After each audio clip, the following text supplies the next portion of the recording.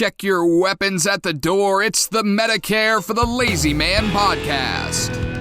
The great white whale of Medicare podcasts. He never mastered the boot scootin' boogie. It's Medicare expert Doug Jones.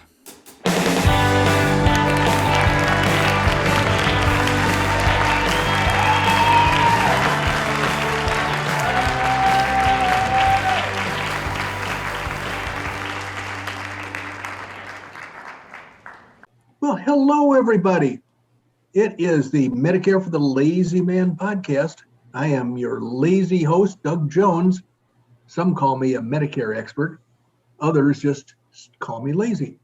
Not a problem there, though, because both of them are true. You heard the announcer at the beginning of the episode, Drew McMillan. That's my Canadian nephew, and even he knows how lazy I am. He's known me his whole life. But we are here to help people deal with the onslaught of Medicare. An onslaught may be too strong a word. Let's say the approach of Medicare. And that can be either when one turns 65, or it can be when one decides to leave one's place of employment, and leave the health insurance plan that place of employment provides for you. Either of those is a perfectly appropriate time to enroll in Medicare. So we're here to help you figure out how to do that, when to do it, and to make sure it gets done without a lot of frustration and disappointment. And when I say we, I'm talking about my friend Randy Carson, who is pushing the buttons and twisting the knobs and sliding the slides on the other side of the screen. Hello, Randy. Doug, you're looking particularly dapper and bright-eyed and bushy-tailed, and even though you told me you've felt better on other days, but yeah, you might want to clean those glasses and take another look, because I think I'm just ready for a nap. So I am going to try to get through this episode with as little effort as I can, and then I'm just going to lay my head down on the desk and take a nap after it's all over. Well, that sounds like something I'd be interested in doing. But I thought we would do a couple things today, Doug. One is I'm going to just ask some. I'm a Medicare idiot, and I'm proud of it. All right. I literally, when it came time for me to begin thinking about Medicare, I said, Margaret, I have a job. I have a job for you. Yeah, boy, oh boy. But she did an excellent job. She got you the Medicare supplement plan. She avoided Medicare Advantage plan. So I think you're in pretty good hands. Yep. So I thought we'd take a little bit of time today. I'm just going to start posing questions that occurred to me as I was approaching Medicare, and ultimately passed off to my wife. But she did do a good job, and I'm thankful for it. But I thought we would talk about that a little bit, and then I think the second half, don't you have a few mailbaggers that'll get me out of trouble up in Cave Creek? I've got some stuff that I could read, correspondence from people who have questions and so forth, and that's exactly what your buddies at the CHIP are looking for. Because As I recall, every time you go in there, and if we haven't done any mailbag segments for a while, they have kind of been upset with you. So yes, I know. I think we can settle it up for at least this week. I've been avoiding the CHIP, so I've got to get back in there. Otherwise, I'm just going to lose my place at the bar. Well, all righty then. Let's get to the questions that you have, and then we'll do a couple of mailbag items, and that ought to put you in good standing again. So what I thought I would ask, Doug, is it's going to sound really, really simple, but Medicare Advantage plans advertise, like crazy, certain times of the year. And Medicare supplement plans, at least in my way of thinking, don't hit the advertising necessarily as hard as the Advantage plans. Could you just give us a little bit of, I know in the book you talk about this at great length, but just give the listening audience a little bit of clue as to why those are severely different, and you need to consider your choices very carefully. Well, the two types of supplemental plans that protect you when you're enrolled in Medicare are, as Randy said, Advantage plans and supplements, Medicare supplements. Now, I tell people that I think, generally speaking, Medicare supplements are the best plans.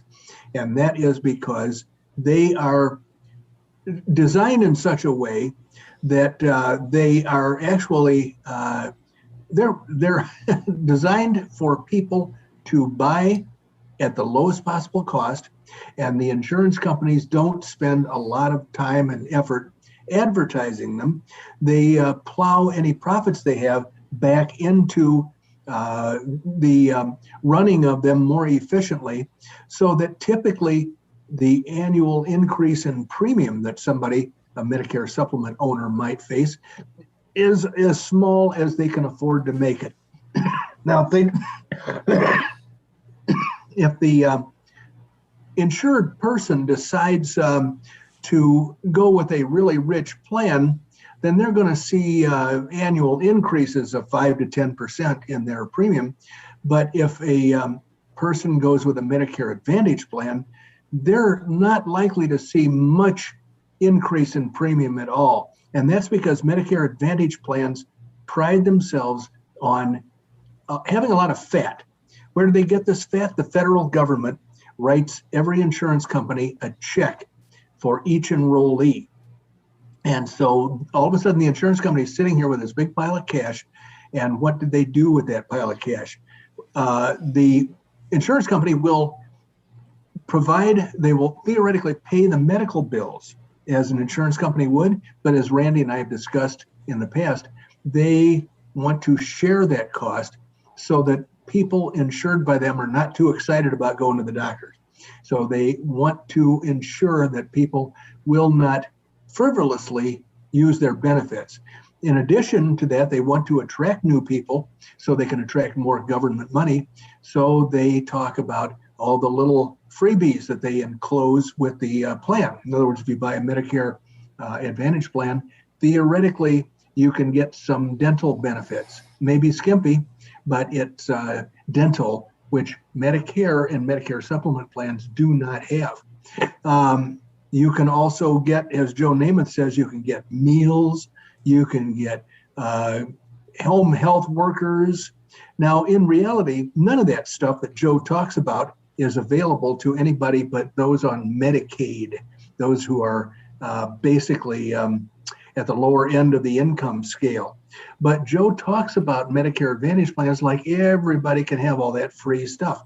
In reality, it's cheaper for the federal government to give an insurance company a pile of money for each insured person than it is for them to insure that person under the Medicare program as it was designed in the 1960s.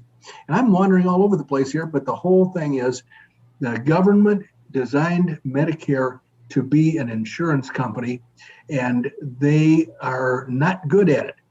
And so every person that has Medicare Part A and Part B costs the government a ton of money. Every person that has a Medicare Advantage plan is provided for because the government just writes a check to the insurance company, and then they don't have to have anything to do with it anymore. And then that insurance company decides where the shortfalls are going to be in their benefit structure, whether the dental is going to be any good or not. And then a couple of years down the road, they may decide, hey, listen, this is too expensive for us. Let's kick the price up. Let's drop some of these bennies. Let's make the people less happy to be with us. And that's when the stampede starts. People that were covered by a particular Advantage plan run off to a different Advantage plan because that's all they know. So I don't know. That was a very long answer to what I thought was a simple question. And it's frankly, it's the difference is the government gives an insurance company a whole pile of money for a Medicare Advantage plan, and the government gives zero money to an insurance company that's selling a Medicare supplement plan. Now, in terms of the Advantage plans versus the supplements, is it just my perception, or is it true that the Advantage plans hit the old television and radio waves harder than supplements? They're cash rich. They're able to do that because they have a lot of cash. But when you watch Joe Namath and you see his ads all over the place, it's really not the government that is advertising. It's not the insurance company that's advertising.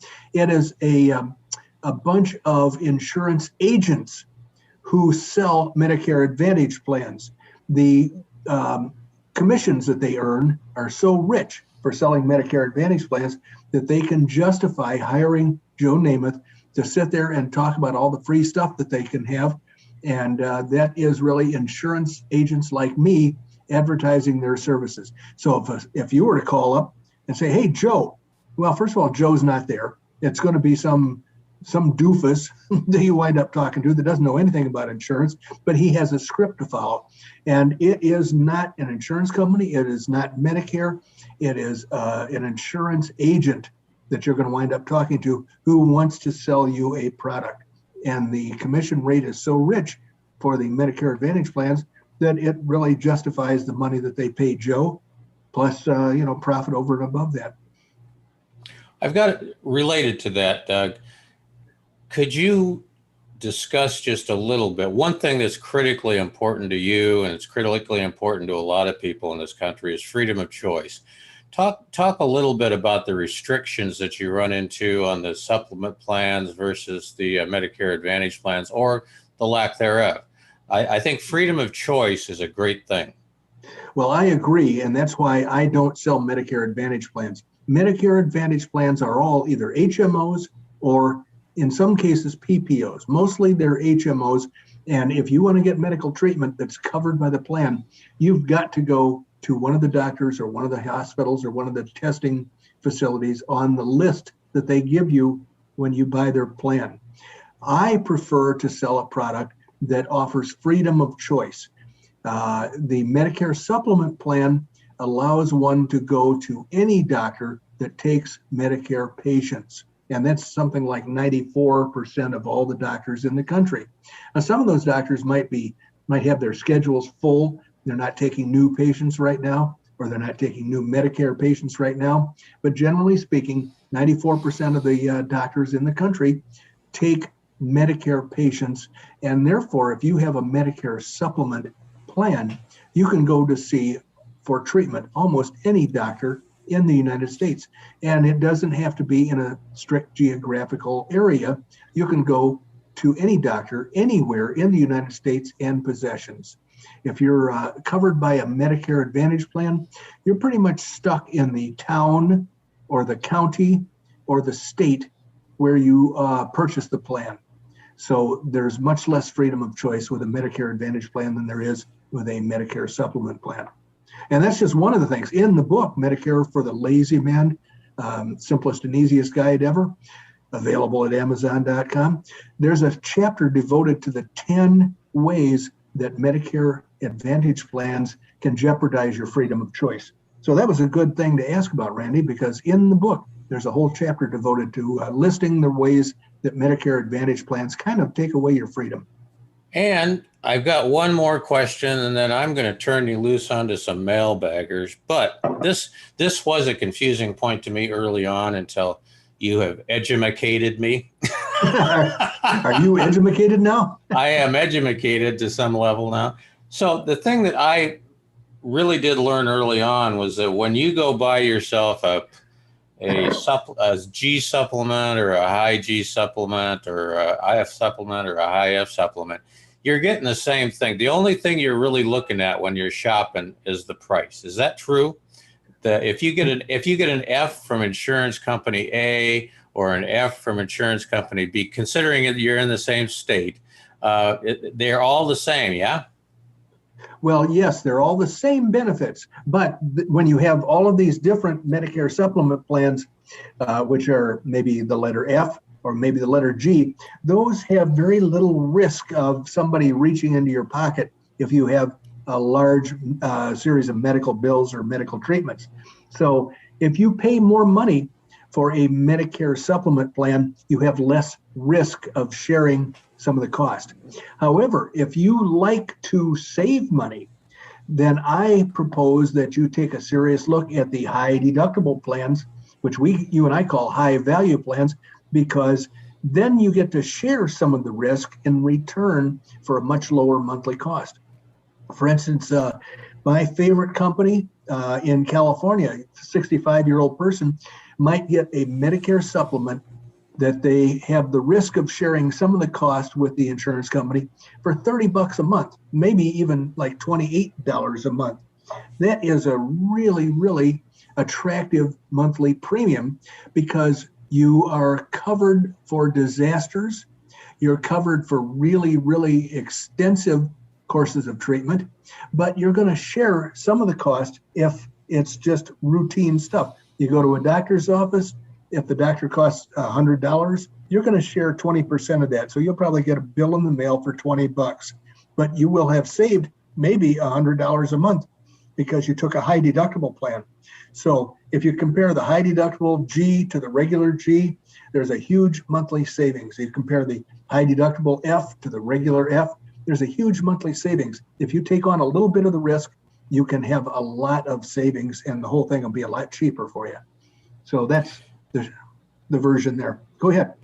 The reason I really like the high deductibles, but I do think it's difficult for some people to get their head around it because of the name. First of all, that's the reason Doug calls them high value. High deductible seems a lot more risky than high value.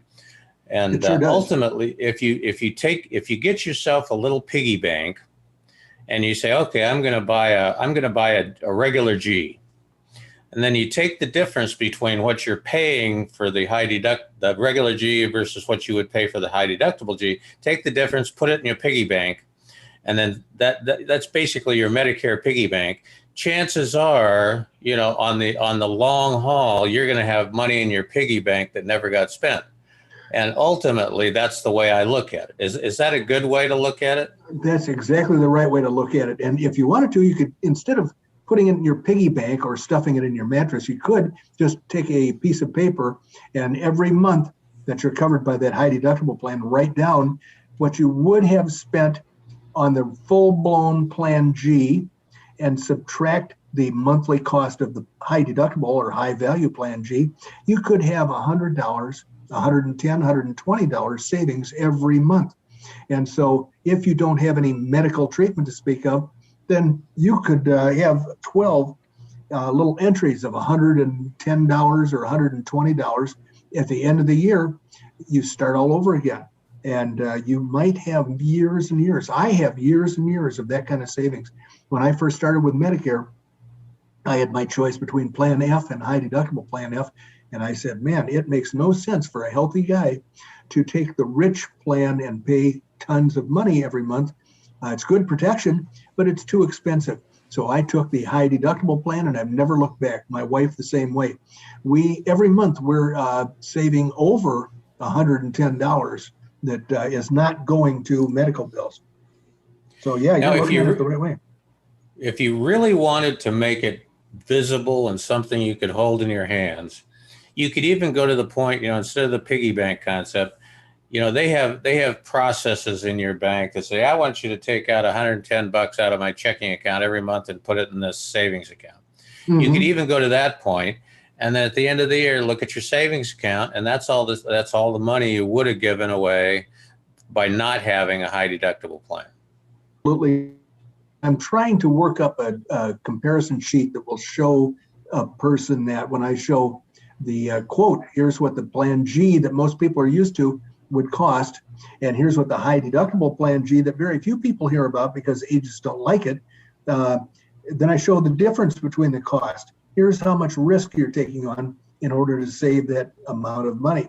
Now, if you did have a bad year, let's suppose that you had surgery one year. Well, you've got all that money in your savings account that's going to but there's a limit. There's a stop loss. There's a very friendly limit to how much the plan will ask you to share. So even if you've been saving $110 every month for a couple of years, you're never going to spend all that money again. If you have a bad year, you are going to break even at worst. So that's what I like to do is compare the risk involved. Well, I hate to tell you the bad news, Doug, but we have burned our time, so we're not going to be able to get to the mailbag. That's worse news for you than it is for me when you go to the CHIP this weekend. I know. I'm going to have to go up there and maybe not put a mask on for the purposes of COVID, but put a mask on for the purposes of I don't get the crap beat out of me for not having any mailbags. Well, take some protection with you. Take Margaret. She'll defend you. Yeah, she will. Yeah, I'd hate to tick her off. So anyway, I really enjoyed this discussion because it's a good refresher for me to go through this again. For some reason, my brain just over the course of time leaks insurance information out my left ear.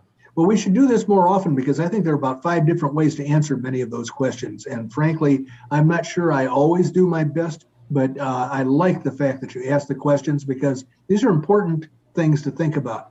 You know, what's the difference between a Medicare Advantage and a Medicare supplement plan? So these are serious considerations, and I'm really glad you brought them up. Well, the other thing, now you correct me if I'm wrong here, but here's another way that I'm thinking about these things. If you look at the value of what an agent stands to make out of a particular plan, the highest book or the highest bag of money coming the agent's way would be out of an Advantage plan. True? Typically, yes, you're absolutely right. Much less money coming their way from a Medicare supplement plan. And the guy who is making the least amount of money in the whole deal is me when I sell people a high deductible or high value Medicare supplement, because the premium cost is so small and my commission is figured as a percentage of whatever the client has to pay. So if I sell a product that costs $30 or $40 a month and I'm getting 10% of that, I'm going to starve to death. The one thing that works in my favor is that as the years go by and the rate increases don't happen because the risk is shared with the insurance company, the person will be happier and happier with their purchase because they'll realize that for years they've been saving every month, they've been saving some money. And so I believe that they'll be loyal to me for many, many years to come. Yes, absolutely. And you've proven that case time and time again. But the thing is, just look at it, folks. However much money goes in the agent's pocket, the bigger the money going into the agent's pocket, the less the value is to you as a client. Exactly right. Little tiniest amount of money going into the agent's pocket is a big value to you. And that's the way the world works. Yeah. So anyway, go ahead, Doug. Well, I was just going to say, you and I have discussed some horror stories, and maybe we can revisit some of those again, but not today. We should actually have one, horror stories of Medicare Advantage. But, ultimately, I want to thank everybody for joining us today. We have thoroughly enjoyed doing this. I thought of this because, as I said, Medicare information leaks out my left ear, and I have to refresh it occasionally. And it's not something I'm an expert in like Doug, but he certainly is. He's been in the insurance business, I think, before there was insurance, right? Certainly before there was a you, because I'm a lot older than you are. So anyway, thanks for joining us. You could have been 1,000 different places, and you weren't. You were with us, and we certainly appreciate that. We're looking forward to seeing you next time on Medicare for the Lazy Man podcast with Doug Jones, the insurance guy from Oklahoma, and the CEO of MedicareForTheLazyMan.com. Bye-bye.